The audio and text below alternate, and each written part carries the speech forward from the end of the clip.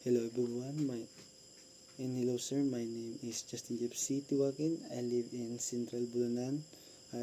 Our place is very productive in terms of agricultural crops. The people here is 100% Ilonggo Karaya. They are friendly and hospitable. My father is a public school teacher and my mother is a housekeeper, taking charge also of her, of our own livelihood. We we live in we live in a very simple life together with my younger brother. I graduated in elementary in Central Bulacan Elementary School.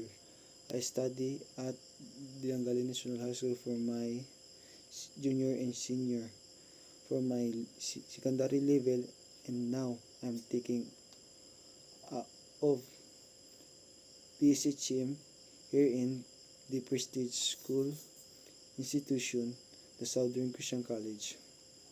I take up this course because I believe and I know pretty well that I would have a brighter future awaits. I believe that ACC can lead me way to the right path and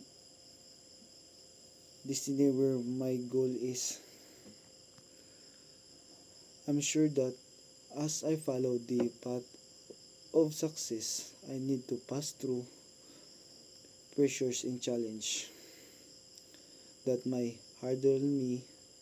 However, my faith in God and my stubborn determination, I can able to break through to achieve my goal to be a chef in a ship and tour throughout the world. So help me, God.